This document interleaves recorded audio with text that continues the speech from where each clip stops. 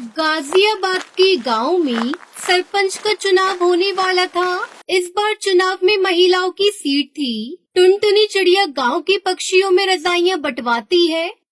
टुनटुनी, ये मैं क्या सुन रहा हूँ? तू प्रधानी का चुनाव लड़ रही है? हाँ मामा, सही कहा आपने। लेकिन ये चुनाव के चक्कर अच्छे नहीं होते। ये सब तो पैसों का खेल होता है बेटा। हमारे पास तो इतने पैसे भी नहीं है। मामू, आप फिक्र मत कीजिए, मेरी कालू कौवे से बात हो गई है। वो कह रहा था कि चाहे जो भी हो जाए, जो गांव की पुरानी प्रधान सुंदरी देवी को वो प्रधान बनने नहीं देगा, क्योंकि उसने कभी गांव में किसी का भला नहीं सोचा। वो सिर्फ अपने बारे में सोचती है। बात तो तू सही कह रही है। वह जब से प्रधान बनी है, उसने आज तक किसी भी जंगल वाले की कोई मदद नहीं की। बस अपनी कोठी गाड़ियाँ यही बनाती गई है। लेकिन एक बात बता, हम पैसे कहाँ से लाएंगे? मामू, आप फिक्र मत कीजिए। कालू ने कहा है कि मुझे बस चुनाव में खड़ा होना है और आगे जाकर एक अच्छी प्रधान बनना है। बाकी सारे पैसे तो वही लगाएगा।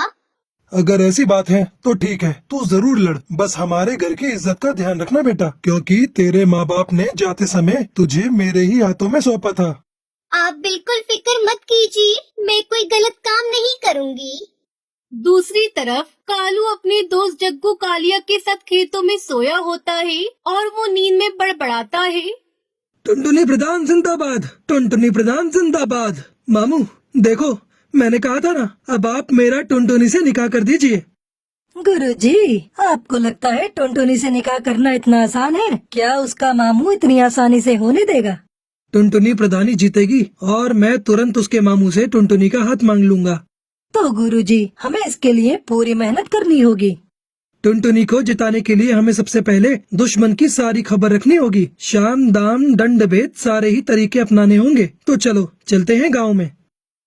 दूसरी तरफ बबली कबूतरी अपने घर के दरवाजे पर बैठकर अपनी बहन से कहती है, मैं नहीं लड़ रही है चुनाव। तू ऐसे क्यों कह रही है? तू तो पर्चा भर के आई है। पर्चा तो भर आई हूँ, लेकिन अब सोच लिया है कि मैं कोई चुनाव नहीं लड़ूंगी। मैं अपना नाम वापस ले लूंगी। बहुत हो गया ये रोज का नाटक। कालू बाहर खड़ा होकर सब सुन रहा होता है। अगर ये चुनाव नहीं लड़ेगी तो हमारा तो बहुत नुकसान हो जाएगा। बबली प्रधान जिंदाबाद, बबली प्रधान जिंदाबाद। गुरुजी, जब आपने इसे प्रधान बोल ही दिया है तो जरूर जीत जाएगी। फिर बबली और उसकी बहन लूसी दोनों बाहर आते हैं। अरे मैं नहीं लड़ रही चुनाव, हमारे घर में तो रोज की लड़ाई है। मुझे एक बाबा ने बताया है कि बबली के घर में प्रधानी जानी चाहिए, और तू ये सोचती है कि प्रधान बन जाएगी तो घर का काम कौन करेगा? अच्छा तो ये बात है, लेकिन अगर मैं चुनाव में हार गई तो ना घर की रहूंगी ना घाट की। तू तो रही पागल की पागल, तेरा कुछ नहीं हो सकता। तेरे को बोलकर कोई फायदा नहीं, मैं जा रहा हूँ। रुक जा, इतने विश्वास के साथ बोल रहा है तो मैं जरूर लड़ूंगी चुनाव। ये हुई ना बात। अब तेरी बात में कुछ वजन लग रहा है। मुझे तेरी सीट को मजबूत करने के लिए बड़े काम करने हैं। तू जल्दी से जा और 25,000 लेकर आ। 25,000 किस बात के? जो तेरे खिलाफ है उनको पैसे देकर ही तो तेरी तरफ करना होगा। मैं क्यों दूं पैसे? एक तरफ तो तू कह रहा है कि बाबा ने तुझे बताया है कि मैं ही चुनाव जीतूंगी, फिर तू पैसे क्यों मांग रहा है?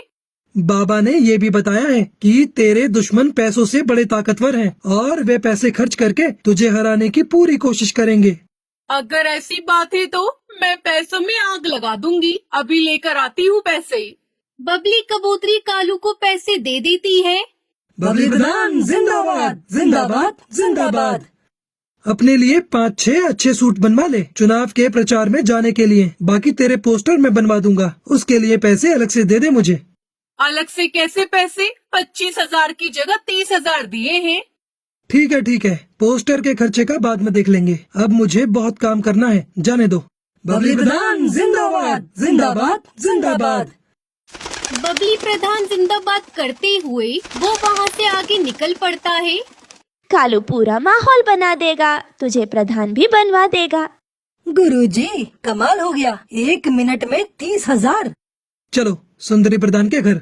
सुंदरी प्रधान जिंदाबाद, जिंदाबाद, जिंदाबाद। सुंदरी प्रधान जिंदाबाद। सुंदरी प्रधान जिंदाबाद करते हुए वो दोनों सुंदरी प्रधान के घर पहुंच जाते हैं। मेरे टक्कर का इस पूरे गांव में कोई नहीं है। प्रधानी का चुनाव तो मैं ही जीतूंगी। हाँ सुंदरी प्रधान, तुम बिल्कुल ही सही कह रही हो, तुम ही जीतोगी। मैं तो स्कूल में खड़ा होकर सारे वोट तुम्हारे ही नाम पर डलवाऊंगा। मेरा बस चले तो सबको भगाकर खुद ही तुम्हारे नाम पर वोट डाल दूं। कालू तू याद रखना मुझे। इसमें याद वाली क्या बात है? मेरे दादा परदादा, इसके दादा परदादा सब हमेशा से ही तेरे साथ हैं। बस कालू तूने कह दिया तेरा साथ है तो आधा चुनाव तो मैं अभी जीत गई। अब तू एक काम कर, थोड़े कंबल ले जा और गांव में बंटवा दे। सुंदरी प्रधान, हम ऐसे ही किसी के पास नहीं जाते और किसी के साथ खड़े हो गए तो उसे जिताकर ही छोड़ेंगे। सही कहा ना चक्कू कालिया? तो बोलो सुंदरी प्रधान जिंदाबाद। बस तुम तो अपनी प्रधानी पक्की समझो। वैसे तो मुझे खुद पर पूरा विश्वास है। अब तुमने कह दिया तो विश्वास और पक्का हो गया। अरे हम जो बताने आए थे वो तो भूल ही गए। मेरे पास बबली आई थी नोटों की थैली लेकर। हमने वो पैसे नहीं लिए। जब उसको वोट ही नहीं देना है तो थैली क्यों लेना है? अच्छा किया।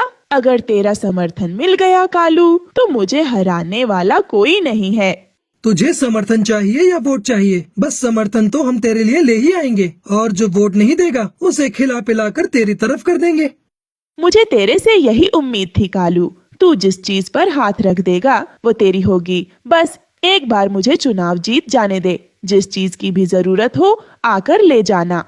तेरे घर का तो मैं पानी भी नहीं पीऊंगा। तुझे वोट देने के लिए मैं तेरे से कुछ लूंगा क्या? वह तो जब मैं गांव में निकला तो 2-4 पक्षियों ने पूछा कि भाई किसे वोट डालना है, कुछ खिला पिला दो। उसके लिए मैं तेरे से पैसे लूंगा, उनको खिलाने पिलाने के लिए और तेरी तरफ करने के लिए, वरना मैं तो एक पैसा न लूं। कालू जब तेरे जैसे लोग मेरे फेवर में है ना तो मैं ही जीतूंगी चुनाव। अरे वो हरिया तोती आई थी मेरे पास पैसे लेकर कि मैं और अपने साथ वाले वोट उसे दे दूं। मैंने तो सीधा ही मना कर दिया कि मैं नहीं लूंगा पैसे। जब वोट उसे नहीं देना तो उसके पैसे क्यों लेना? ठीक किया तूने। मैंने उसको साफ साफ कह दिया कि इतने पैसे तो सुंदरी ऐसे ही दे देगी मुझे। अब तुम एक काम करो सुंदरी प्रधान, मुझे 25,000 ला कर दो। मैं उनके लिए काजू बादाम और फलों की टोकरी उतरवाता हूँ।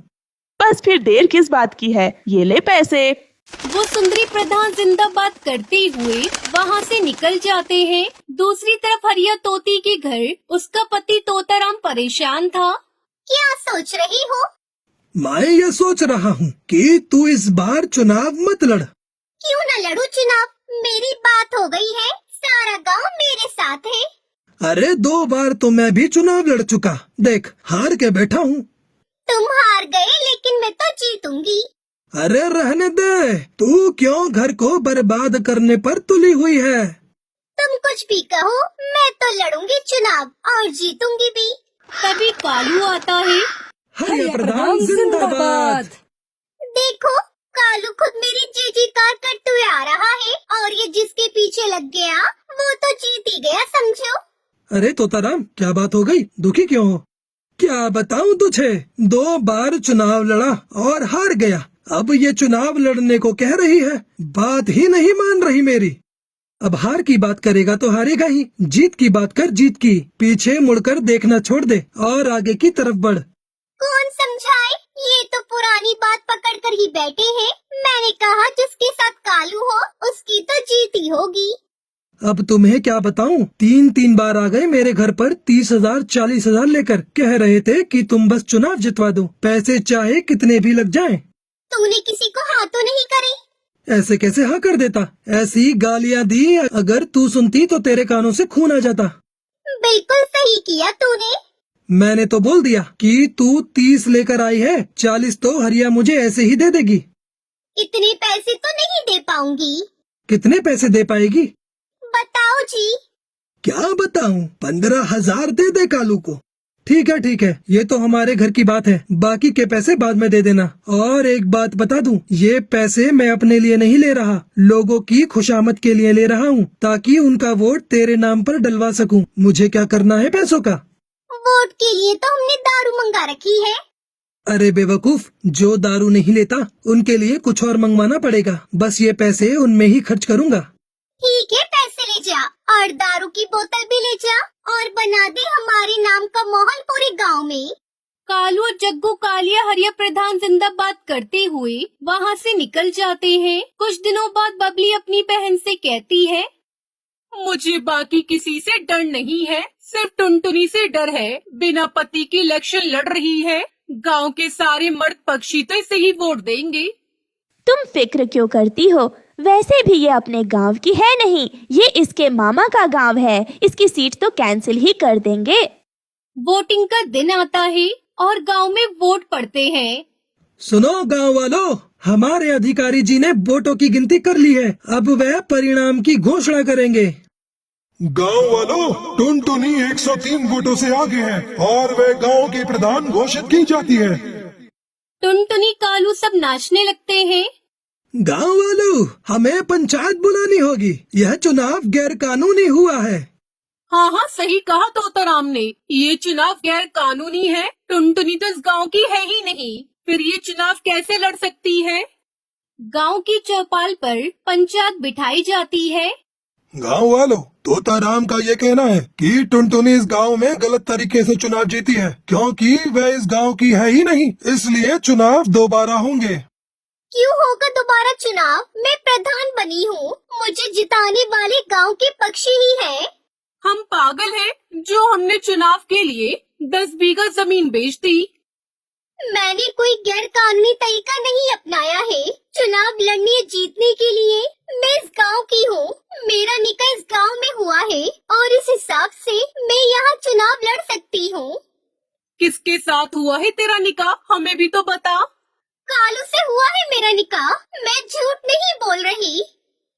गांव वालों, मेरी बात सुनो। ये चुनाव सही तरीके से हुआ है, क्योंकि प्रधान बनने के बाद किसी को अपनी कोठी बनवानी थी, किसी को फॉर्च्यूनर खरीदनी थी, तो किसी को अपनी बेटी की शादी करनी थी। सबको सिर्फ अपने बारे में ही फिक्र थी। गांव की भलाई की तो किसी को पड़ी ही नहीं थी। इसलिए मैंने इस गांव की भलाई के लिए टुनटुनी से निकाह किया। सबके सामने बोलता हूँ, ये गांव का काम करेगी और विकास भी करेगी। अगर ऐसा नहीं हुआ तो मैं खुद टुनटुनी से उसका इस्तीफा दिलवाऊंगा। गांव वालों, मैं यहाँ पर बड़ी हुई हूँ, लेकिन मैंने हमेशा आप सबको गांव की टूटी सड़कों की वजह से परेशान होता हुआ देखा है। इस गांव में 5वीं क्लास के बाद कोई स्कूल नहीं होने की वजह से बच्चों को इतनी दूर पढ़ाई करने के लिए दूसरे गांव में उड़ता हुआ देखा है। मेरे मामू मुझे पढ़ाना चाहते थे, लेकिन हमारे गांव में कोई स्कूल नहीं था, जिस वजह से मैं आगे नहीं पढ़ पाई। और मैं नहीं चाहती कि हमारे गांव की आगे आने वाली पीढ़ी कम पढ़ी लिखी हो, खास तौर पर चिड़ियाएं, जिन्हें आप सब आगे की पढ़ाई के लिए दूसरे गांव नहीं भेजते। गांव के सभी पक्षी कालू और टुनटुनी के लिए ताली बजाने लगते हैं और इस तरह टुनटुनी चिड़िया जंगल के प्रधान बन जाती है और कालू की टुनटुनी से शादी हो जाती है।